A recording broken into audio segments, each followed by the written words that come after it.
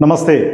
రేపు అంటే 10వ తారీఖు సుప్రీంకోర్టు కీలకమైన జడ్జిమెంట్ ఉంది. తెలంగాణ రాష్ట్రానికి సంబంధించిన ఒక జడ్జిమెంట్ ఉంది. అదేంటంటే ఈ 10 మంది ఎమ్మెల్యేలు అంటే బీఆర్ఎస్ పార్టీ సింబల్పై అంటే కారు గుర్తుపై గెలిచి కాంగ్రెస్ పార్టీ కండువ కప్పుకున్న ఈ 10 మంది ఎమ్మెల్యేలు వీరు ఎవరు అన్నది మీకు అందరికి తెలిసిందే. ఒకసారి వారి పేర్లు చూద్దాము.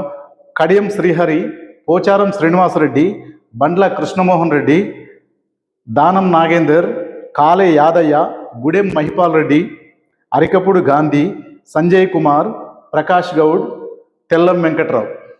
ఈ 10 మంది ఎమ్మెల్యేలు మీకు అందరికి తెలిసిన విషయమే.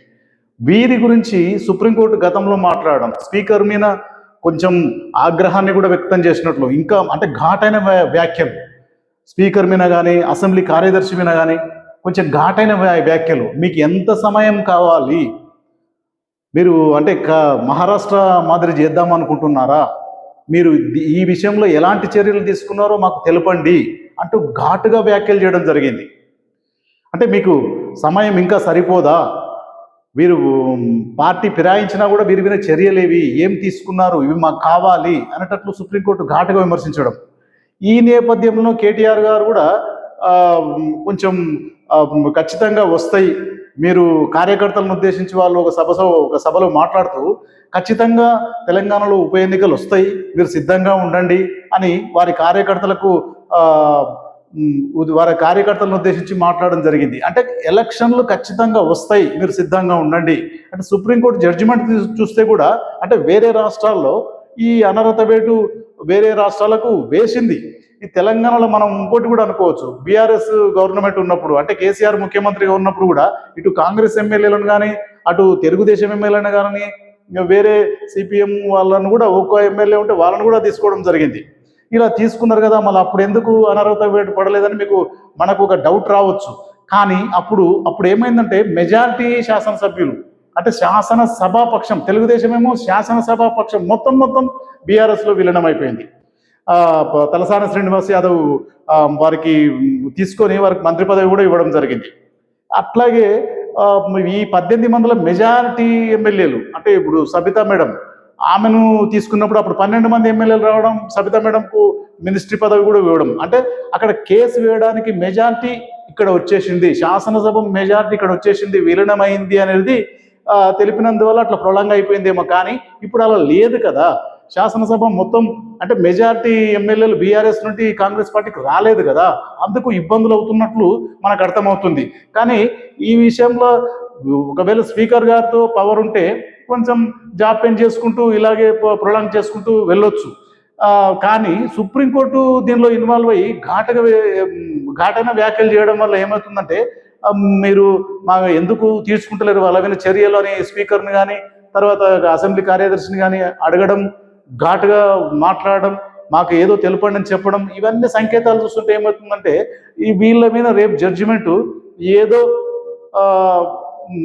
మరి బీఆర్ఎస్ పార్టీ అన్నట్లు అనర్హత వేటు పడుతుందా, లేదంటే మరికొంత సమయాన్ని అంటే జడ్జిమెంట్ను వాయిదా వేస్తారా, ఇంకా కొంత సమాచారం తీసుకుంటారా ఏంటి అనేది రేపు జడ్జిమెంట్లు తెలిపోతుంది.